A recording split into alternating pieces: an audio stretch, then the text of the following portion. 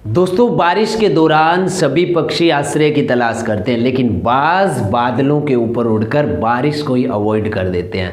समस्याएं कॉमन है, आपका एटीट्यूड इसमें डिफरेंस पैदा करता है। दोस्तों, एक बार फिर से मैं राकेश आप सभी का स्वागत करता हूं आपके पसंदीदा यूट्यूब चैनल रियल डायमंड पर। दोस्तों, अभी जो मैंने थॉट बोला है, ये थॉट है हमारे देश के राष्ट्रपति, एक महान साइंटिस्ट और युवाओं के प्रेरणा स्रोत डॉक्टर एपीजे अब्दुल कलाम का। उनके विचार हमेशा प्रेरणादायी होते हैं और युवाओं के अंदर एक जोश और एक क्रांति पैदा करने वाले होते हैं। तो दोस्तों, आज इस थॉट पर हम विचार करेंगे कि जब भी हमारे जीवन में समस्याएं आती है तो क्या उन समस्याओं को सोल्व करने का, उन समस्याओं को हल करने का हमारे पास कोई अलग और बेहतर तरीका होता है? शायद नहीं होता। दोस्तों, असल ऐसा देखा जाता है कि एक आम आदमी कहता है कि मेरा स्वभाव शांति प्रिय है। हम किसी के बारे में कह देते हैं कि वो काफ़ी शांति प्रिय इंसान है, लेकिन देखा जाए तो वो शांति प्रिय कब है?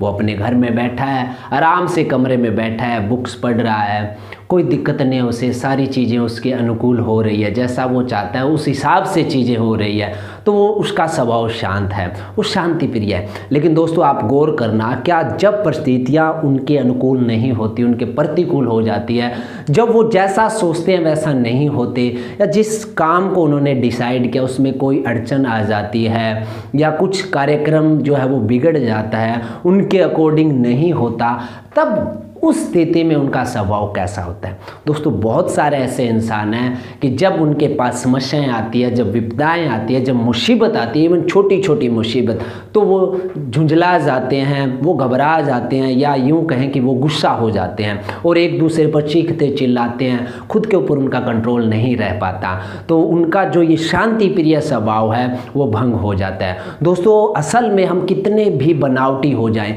जब हम ऊपर से कोई काम करते हैं, ज़बरदस्ती किसी काम को करने की कोशिश करते हैं, तो हम बनावटी हो जाते हैं। फिर हम एक शांति का जैसे लवादा हमने ओढ़ लिया, लेकिन जैसे ही समस्याएं हमारे पास आती है, काम हमारे अनुकूल नहीं होते, कोई विपदा आ जाती है, तो वो जो शांति का लवादा है वो फिर से नीचे गिर जाता है, और जो असल हमारा जो व्यक्तित्व है जिसको हमने छुपा कर रखा हुआ था वो प्रकट हो जाता है।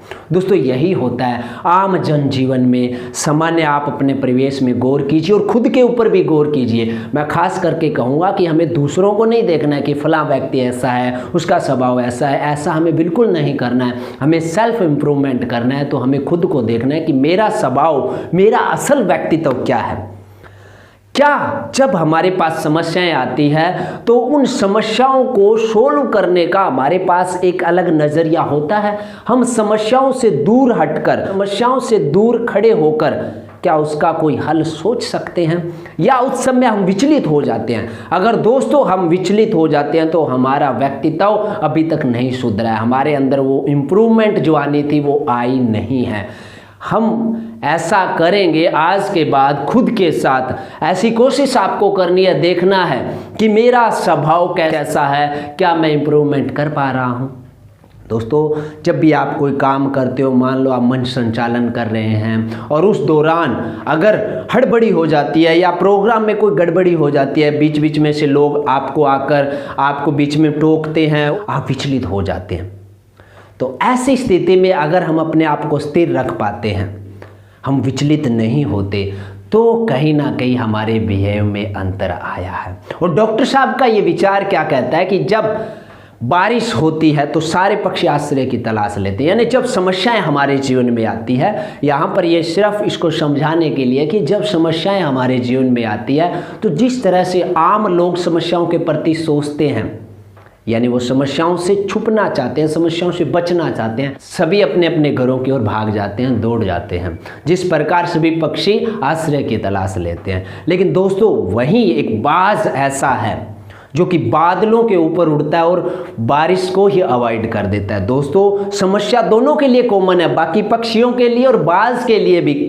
दोनों के लिए कॉमन है, सभी के लिए कॉमन है, लेकिन बाज का एटीट्यूड इसमें डिफरेंस पैदा करता है। दोस्तों, क्या हम भी जब समस्याएं आती है तो एक समस्याओं से दूर हटकर, अलग खड़े होकर, एक वैचारिक दृष्टिकोण से उसके ऊपर विचार कर सकते हैं, उसका हल निकाल सकते हैं? अगर हम ऐसा कर पाते हैं तो कहीं ना कहीं हम इम्प्रूवमेंट कर पा रहे हैं। तो जब भी आपके पास समस्याएं आए, धैर्य के साथ आराम से बैठकर सोच विचार के साथ हमें उन समस्याओं के हल की ओर बढ़ना होता है, ना कि विचलित होना होता है। मैंने अपने जीवन में, देखिए दोस्तों, मैं खुद के ऊपर भी प्रैक्टिकल कर रहा हूँ, और अगर हम खुद के ऊपर ऐसा काम करते हैं तो हमारे परिवेश के अंदर जो आने वाले लोग हैं उनके बारे में भी हमें पता चल जाता है। तो मैंने ऐसे बहुत सारे लोग देखे हैं जो जिनका स्वभाव बेहद शालीन है, वो शांति प्रिय है, लेकिन वो उनका असल स्वभाव नहीं है। जब विपदा आती है, जो छोटी छोटी मुसीबत, इन छोटे छोटे कामों की मैं बात कर रहा हूँ,